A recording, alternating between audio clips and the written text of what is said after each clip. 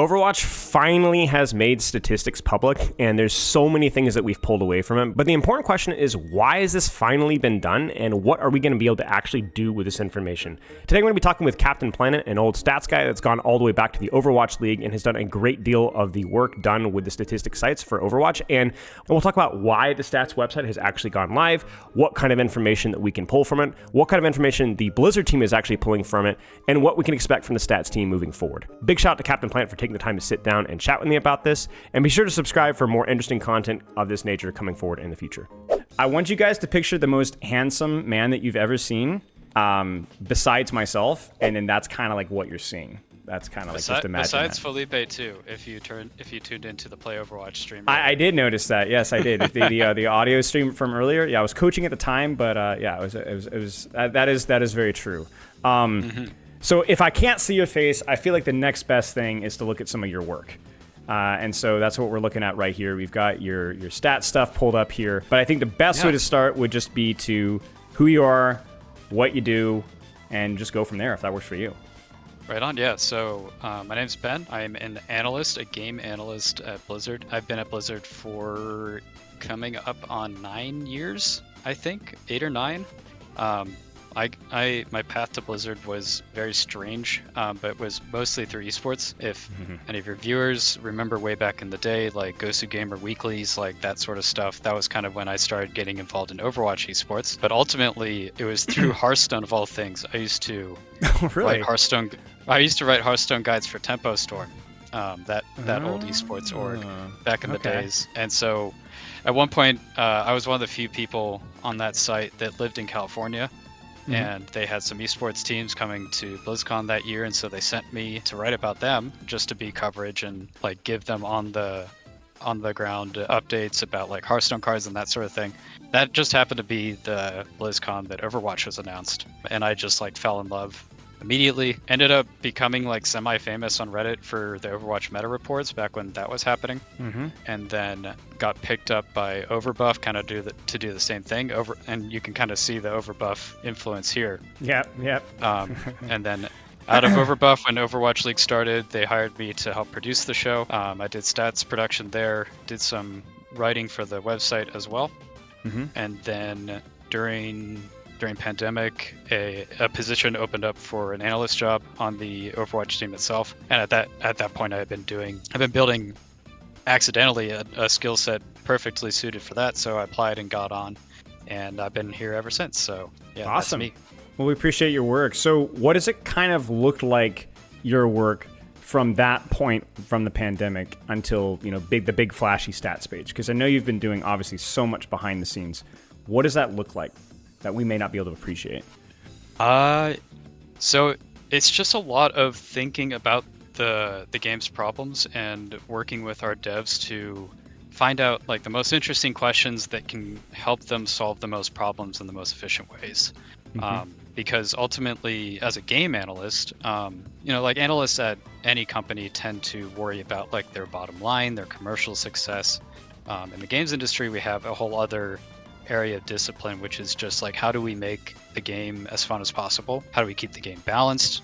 How do we make sure our matchmaker doesn't break and is fair? All of my work tends to revolve around all of those things. I do some commercial stuff here and there, but my focus is definitely more on the kind of state of the game, making our designers or helping our designers make better stuff faster. So in terms of like what I'm actually working in, it's like 75% writing SQL and 25% making dashboards in Tableau. If your viewers are familiar with those sorts of tools, that is very, very normal I think for an analyst though. Makes sense. Are there any examples that you could share maybe over the last couple of years where those numbers have led to something that has actually changed within the game system, even if it's just a balance tool? Oh yeah, for sure. I think one of the biggest impact ones was heading out of Overwatch 1 into Overwatch 2. We started to get a lot of complaints from the community about unbalanced matches, mostly related. It was a problem in Overwatch 1, but it wasn't as visible because it was 6v6. In a 5v5 land, though, like how people would always type tank diff, like if one tank was much higher ranked than the other, we discovered that there definitely was, I mean, you kind of intuitively understand that there is an advantage to having one role be a higher ranked player than the other, but our matchmaker wasn't really looking for this. So when we did this analysis and found this like essentially a win rate curve that the matchmaker wasn't aware of, it led us to do something that's like kind of strange in the sense of if you were to just average out the ratings in a match, we were making like perfectly fair matches, but because like the roles weren't matched, the games were ending up very not fun for the players. So with this analysis, it led us to, and by us I say much smarter matchmaking engineers like Morgan, who I think you might have had on your stream in the past. Yes. To teach the matchmaker to consider differences across roles when making matches. Yes. And the weird outcome about this is it definitely makes matches feel better, but the actual variance of the ratings in the match end up looking worse than they did before. But it is like a kind of a non-intuitive thing, but yeah, those are the kind of analyses that we do. Interesting. I remember having this conversation. I think Gavin was talking about it, and I remember my conjecture was that I felt like support probably felt like role delta was like they're very, very lower impact and lower ranks, but climbs significantly when you get to the top. And I think like DPS does really well early on, but then like towards the top, it felt like the roles are pretty even. But you get to like the low middle ranks, things can be pretty wonky if you have any role delta in there. But yeah. Anything else to share? Like any other balance things? Because obviously, like as a game analyst, it's pretty non-descriptive, right? So you're talking about, I'm thinking about win rates and pick rates and balance and tweet, but yours was actually raising a red flag about matchmaking. So it sounds like you have like kind of impact in a lot of different categories. What are some of those categories? Oh man, so in terms of dashboards that I've created in the last couple of years, just for hero design, we have essentially the exact same stats you see on the stat page, but there's a lot more drill downs, and it's more of a kind of timeline of usage and win rates over time. So you can kind of see like as a patch happens, like does usage rate go up? When Overwatch Championship Series starts, does our meta around Masters Plus or Grandmaster Plus crystallize, that sort of thing. Right. We also track just like kind of counting stats, throughput things like damage and healing. That's mostly to keep an eye on when we make changes that have like secondary and tertiary effects, how much of an impact there is. We obviously track we have a lot of input early on in projects when they're getting off the ground so that we can measure their impact after the fact. And so like an example of that is map voting or hero bans. We work with the designers and the engineers to create the telemetry that allows us to even measure this at all.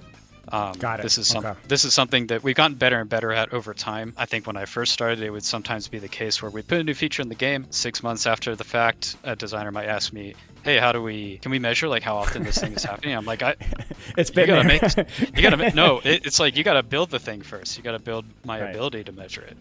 I see what you're saying. Okay. Yeah, so like with map voting, for example, we knew that there would be favorites, and we knew that like certain we could predict some outcomes, but it's still worth being able to track how those things change over time. Same thing with hero bans. We track other things, so those are kind of like system designy things. Map voting is a level design thing. We do track other map balance stuff, like how attacker favored maps are. Some deep dives, like for example, the reason why, or at least part of the reason why Clash got pulled from comp was from analysis that we did, kind of showing the defender's advantage being a little too out of whack there. Right. So those are things that we were studying both internally and once it was launched in the game. Obviously, I mentioned matchmaking health metrics before, and we have a lot of different ways to look at that, especially both in terms of match quality and queue times, and our like 99th percentile worst queue times, that sort of thing, because those are the ones that tend to get the like most visibility, because it tends to be our creators that run into those outcomes. So track those too. Same with perks. Obviously, we're tracking perks as well, perk win rates and pick rates. Even down to ultimate usage rates, and like how quickly heroes charge their ultimates. The designers will often have an idea in their mind of like maybe Freya should have an ultimate that charges as fast as Tracers. Are we actually hitting that value? And then imagine all those things I just said, but the same amount of dashboards just for Stadium, because holy crap, that mode is so complicated. I feel like your job's just exploded in like the last year and a half. No, like you talk about. Yeah, I went from supporting mostly hero design and sometimes level design to kind of doubling the work for Stadium as well.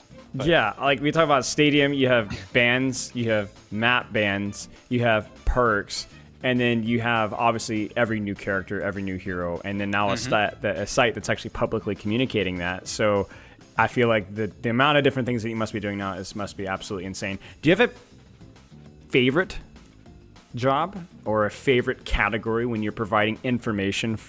What is there a particular item or topic that really gets your interest? That is an interesting question. I think I don't have it's not a specific topic. It's more of a way of, or a skill that I like to show off, which is that I feel like I am pretty good at data visualization in terms of like, I've been using Tableau now for like a decade, and I can do some pretty interesting things in that tool. Sure. And so anything that allows me to kind of show off that skill is really exciting for me.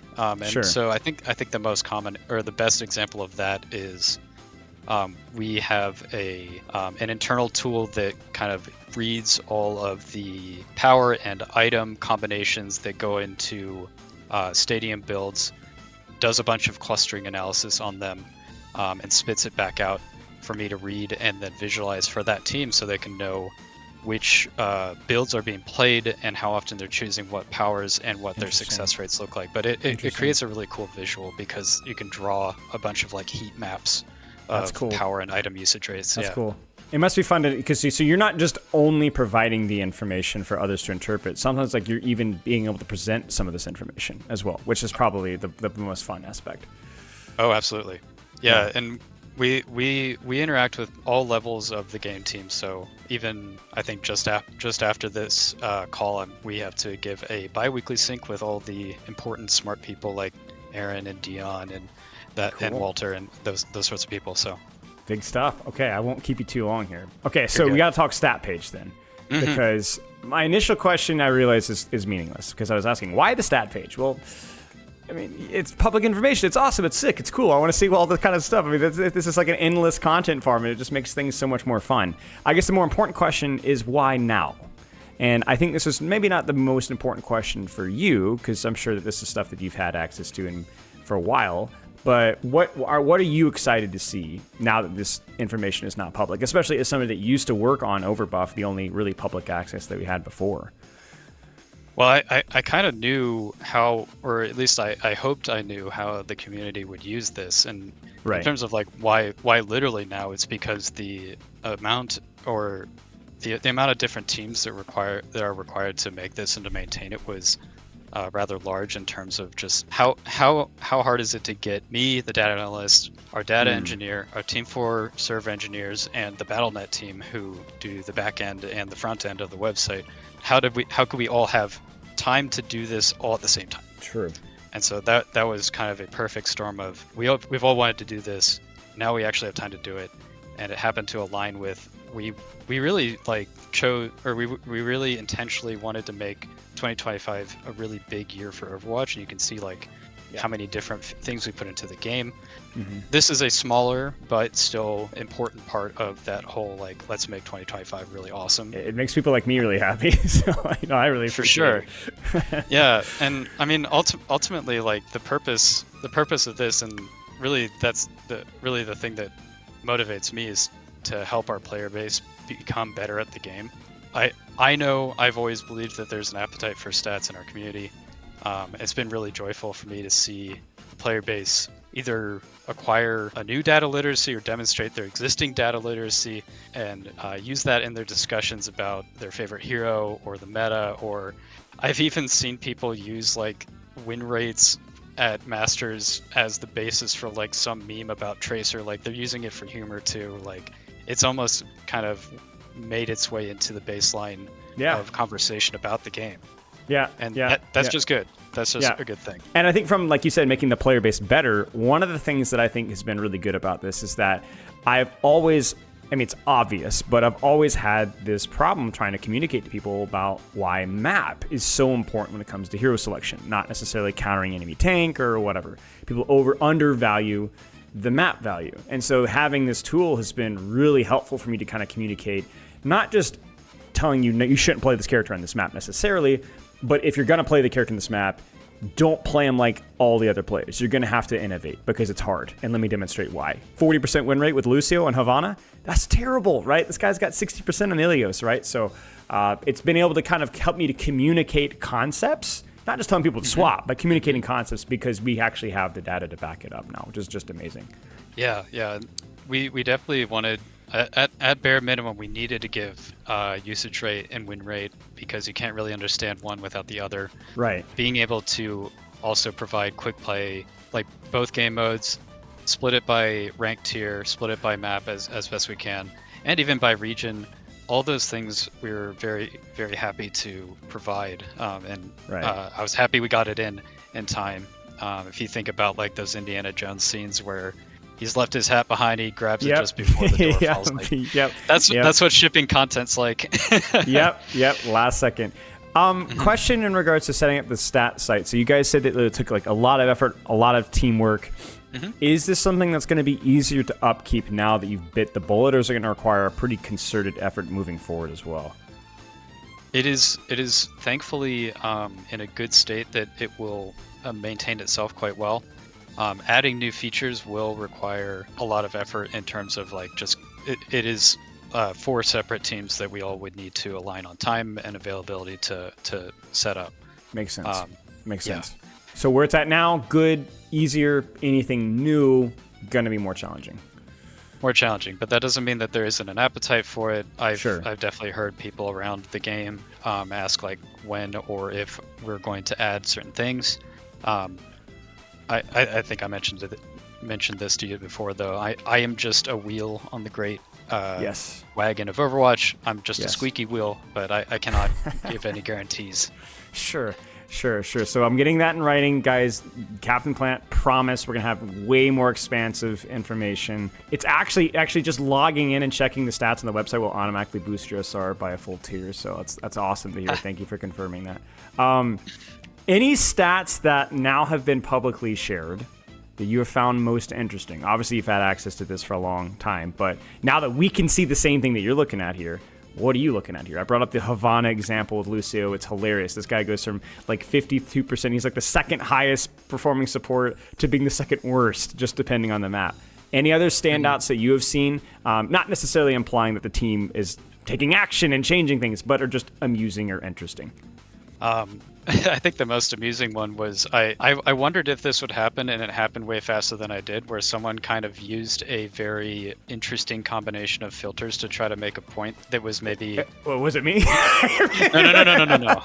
It was someone that was like, okay, let's look at Grandmaster, let's look at just Asia, let's look at like just I don't know. Right. It was something crazy. Like if you went all the way down, and Tracer had like a 95% win rate. And they're like, I can't believe they haven't nerfed this hero yet. Ben, I just did it. I just did it on accident. I was trolling around, and I don't know if you're looking at my stream right now. I just clicked around randomly. Lifeweaver has a 92% win rate.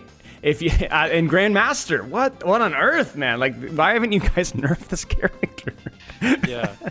But oh my gosh. There are other things where, like, for example, if you look at just all ranks or all regions or Americas or anything like that, just the how well Wuyang has been performing, and as far as I can tell, I'm fairly plugged in with the community, but it doesn't seem like anyone is really too mad about that, which is always where we want to be.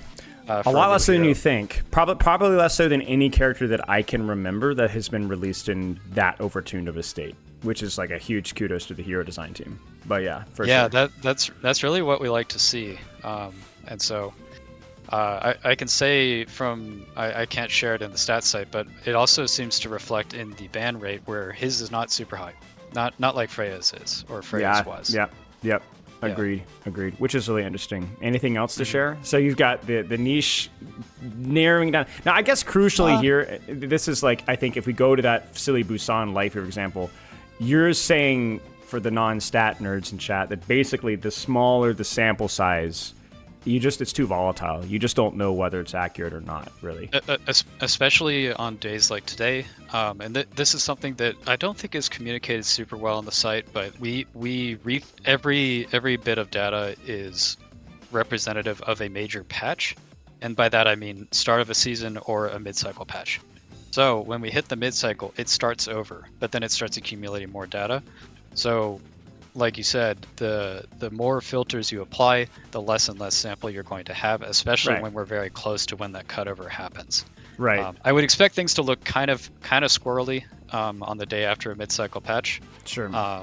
And so that's probably why you're seeing numbers like that. Which is why when I was going to do, like, I did a little stat video, but people were asking me to look at the stats, and I was like, I'm not looking at the stats until we've had a week and a half, so I didn't end up doing my stat video until our sample size was a lot bigger. And I think Gavin was saying that you guys had some tweaks with the Grandmaster as well. So, but, I don't have any sort of motivation here, no subterfuge necessarily here, but I will point out here that, Roadhog went from 40-something% to 48% in one day. Now, is this cumulative? Like, can you confirm or deny that this is cumulative? So this didn't reset yesterday, correct? Or 2 days ago?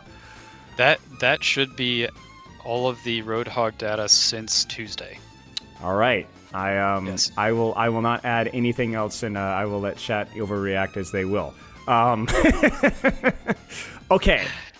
That's the question I just had to ask. So the stats are basically, you're saying mid-season cycles, big major patch, which wasn't Tuesday, and new seasons, essentially. Yes. Makes total sense. Any other interesting heat map outliers, anecdotes here? Because I honestly find those fascinating. Let me check my internal data real quick. Take your time. Just to make sure. But I will tell you a fun story, which I think this came from you, but Gavin was the one that reported it. You mentioned that there was some funky data at GM. Yes. That did end up being a bug. It was an interesting case of, because we've done an MMR squish, every time we do that, we also need to inform the stat site, or at least the internal table or translation table that the stat site depends on, that has happened. So it was really pulling from an inaccurate cutoff for what it thought GM should be. It was much, much higher. Right, it's much pickier than it should have been, basically. Yeah, so when you were seeing stuff like 70% win rate, it was like 5 players or something silly like that. That's funny. That's really funny. Yeah, so thank you for finding that. Yeah, no problem. I generally cry and complain and slam my desk a lot, and Gavin usually just handles it for me. So it's like the petulant child thing, I think, is working. So, but yeah, I mean, this is absolutely phenomenal. I mean, obviously for stat nerds, it's great, but I think it's also just a tool that I'm hoping that even just the general population will get more comfortable with and be grateful for. I mean, this is gorgeous. I was thinking you guys are also doing non-mirrored win rate as well, so it becomes even easier to extrapolate. If you want to kind of clarify to chat why that's important, I think that would be helpful. Sure, yeah. So this is unmirrored win rate. I know it just says win rate, but it is just a quirk of Overwatch where, because we allow you to switch heroes, it kind of opens the question of how should we actually count wins in the game. You can either decide if a hero has been played for any amount of time in a match or above a certain amount of time in a match, just give them the full win. We decide not to do that. We do it as a whatever fraction of the match you played in. That's how much of credit towards a win or a loss you get. And the nice thing about doing win and loss fractions is you can still get win rates out of that by dividing the sum of win fractions by the sum of both win and loss fractions. Yeah. And if you're already going that deep into it, you can then split up the data even further by only counting win fractions, or at least only counting the time periods where a hero was played without another hero another of the same hero on the opposing side. So these win rates are trying to get at how good a hero is, not exactly in a vacuum, but at least not against itself. Right, and the exactly. reason you do that is if, let's say, everyone was playing Wuyong all the time, his win rate would just be 50%. So we're trying to get a sense of how good is Wuyong when Wuyong doesn't face Wuyong. Right, and factoring in, like you said, also how long you're picking the character, so you don't pick Symmetra to do a teleport from spawn, and all of a sudden you win the game. You're like, wow, the Symmetra win rate is skyrocketed. It's factored in that you played her for all of 15 seconds, essentially. So exactly. That's awesome. Okay, Ben, I won't want to keep it too much longer. Are there any last little points here to highlight? Any last notes of interest? Maybe even I could vet some questions from chat and see if they're approved or not. Yeah, we could probably take some chat questions. I've been looking, but not too closely. Sure. One I have seen was this is updated live. How frequently is this updated? Is it like a daily thing, an hourly thing? It is daily. Minute to minute? Okay, daily. It is daily, and also on those patch cutovers, it may have a delay sometimes, just in case we have to verify that the data is working. So if it doesn't update exactly on the day that the patch happens, don't worry, it will come along tomorrow. Okay, makes total sense. Should I flame my teammates for picking low win rate characters? This is a really important question, Ben. Well, it depends on the map, doesn't it? That's a great answer. That's true. I'm sure we could probably find. I mean, we found the Lifeweaver one. Surely Orisa has an above a 50% win rate somewhere. We'll find it. Any chance you'll have an aggregate or like a graph? I think I'd asked you this, Ben. I think I'd already asked that. Where I was like, is there any chance that we could have the previous season's data stored in an accessible location? You said probably not. That is something that we've discussed, at least to see how much has something changed patch over patch. We did discuss it during the creation of this. It was not something that we were able to get done in time, but it's definitely something that we're thinking about in terms of graphing this as a time series thing. That's mostly how we look at this internally. It is significantly more difficult to chart that on a website that we also don't want to crash. And also, if you were to look at a time series data for a very zoomed in amount of filters, it just looks like garbage. So that's another there's nothing to pull. Way too much variance. Makes sense. But occasionally we do post those graphs in blogs. So if we do, that would be where to find them. Okay, good to know. Is the pick rate overall between all roles, or is the pick rate within their own roles? I believe it's within own roles, correct?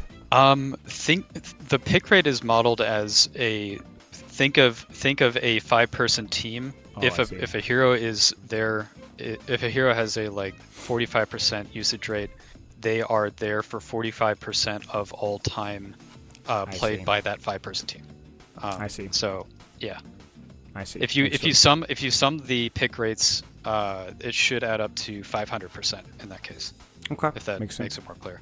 Yep, makes total sense. I saw someone ask, does competitive include open queue? No, it does not. These are role queues only.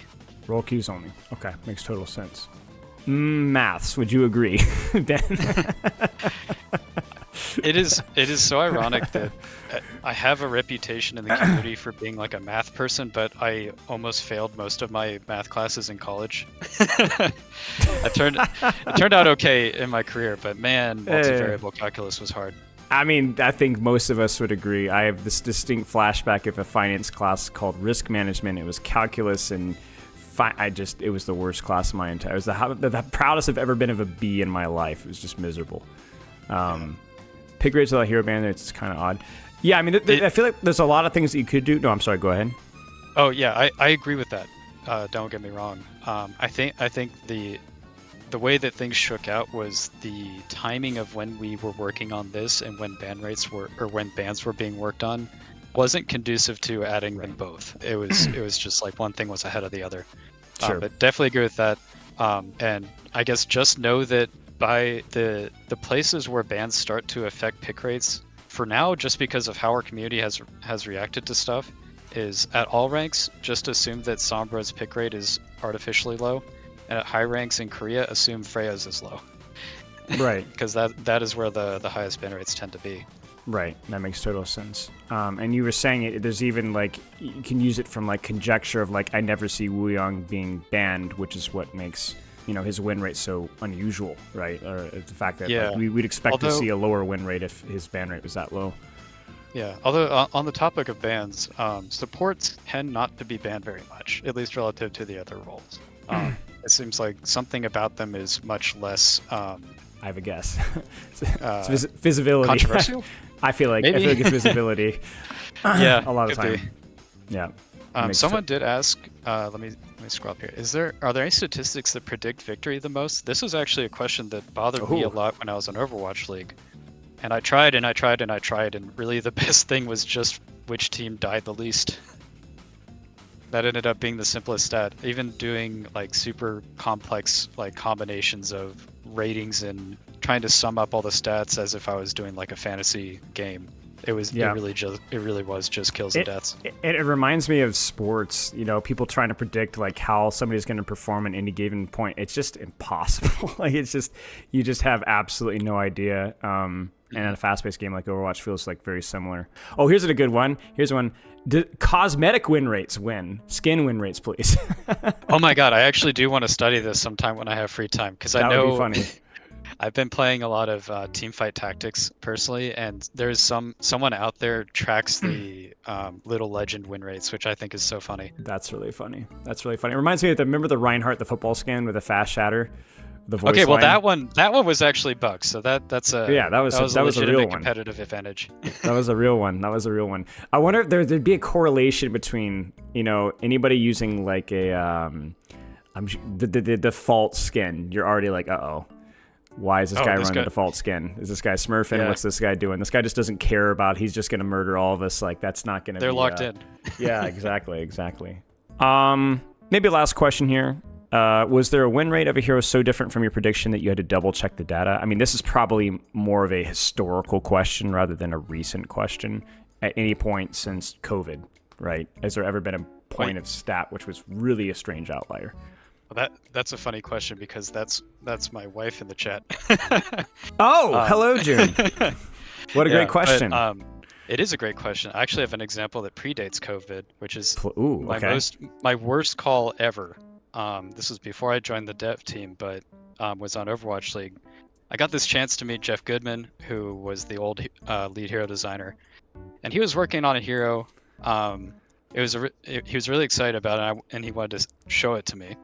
And he showed me like what their abilities were, and I thought, oh wow, this hero, I don't know how it's going to work in Overwatch. I mean, it doesn't have a gun. It doesn't move very fast. Oh no. It has a shield.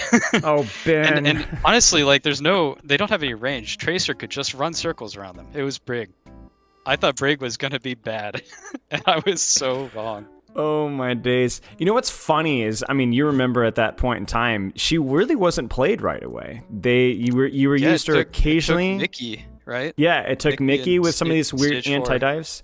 Little Mickey was stage 4 as part of like these double sniper comps and like 2 CP and stuff. And then even then, you didn't. The finals, I don't think we saw much Brig at all. Really, it was just kind of not really played. And then those stupid contenders, those stupid open division teams started screwing around, you know, and then Team UK World Cup, yeah. Yep, then the nuke dropped. So that's crazy. That's great. It really goes to show that some of those more innovative, different characters that operate. I mean, we had a very, very similar situation. It's much smaller, obviously, with Juno. Juno's release, people were calling her trash for a long time.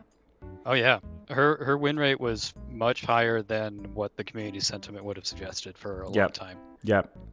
I feel like this kind of stuff is like, obviously it can always be abused, but I think one of the things that I've really appreciated, and I'll be frank with you, 2 days ago, the patch was not well received by the community.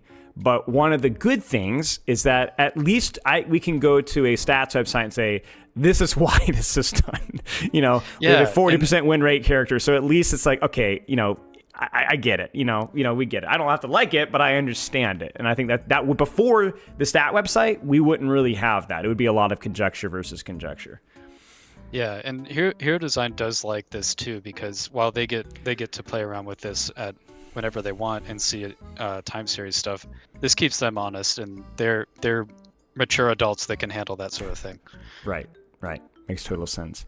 Okay, well, I said last question, but maybe there's one more here. Do you recall what Malga's win rate was in Season 8 on his release? Do you remember? Ooh, wait, I might actually be able to pull this up if you give me a couple minutes. Debatable, says Custa. Oh, what does he know? Yeah, he doesn't know anything. He's just an associate here designer. But yeah, I'll vamp. I actually have a folder called Break Glass in case of random question about old hero balance time periods, because this used to happen a lot. Listen, I'm not saying you have to break it, but if you're going to break it, you might as well, Okay, to mature adult point. Malga's win rate when he first launched, Oh yeah, that is definitely the highest, at least dating back to 2023. That was more Good. like 62%.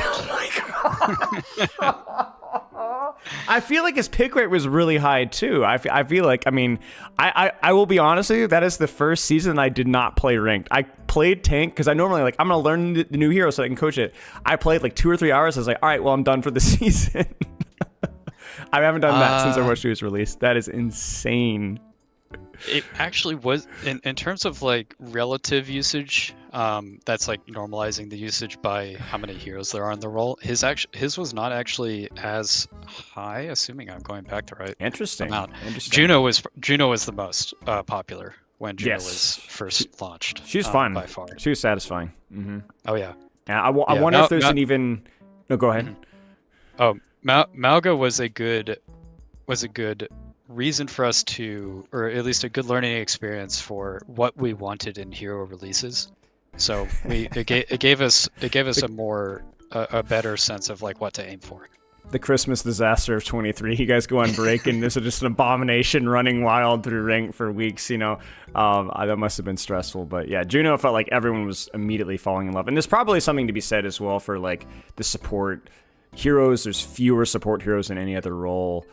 Support players maybe are just like, maybe there's a role preference, like where support heroes are way more likely to pick up. And there's also 2 supports. There's just 1 tank, right? So there's a lot more variance in that front as well. But okay, well, I will not take any more of your time, but we've had 4 last questions, but I really appreciate your time. I really appreciate your work. And I know you said you're just a small squeaky wheel, but hey, the squeaks were very informative, and the work that you've done is amazing. So I really appreciate your work before and after, and having access to this is just, it's amazing. And we're very fortunate. So I appreciate you. Yeah, go ahead. Oh, I was going to say, just for you and your community and everyone else, please keep enjoying it. Please keep making memes with it. I'm glad everyone's having a good time. We absolutely will. We will definitely construe as many weird, out-of-the-box, small sample sizes as we possibly can, and take wild conjecture and run with it. Trust me, we will abuse it as much as we possibly can. All right, well, Awesome. Ben, good luck with your meeting, and I appreciate your time, my friend. Thanks again. All right, thanks. Thanks for having me. All right, that was Captain Planet, one of the mates behind some of the good stat stuff. As always, very, very nice to have people that know what they're talking about talking in my stream for a chance to change the pace.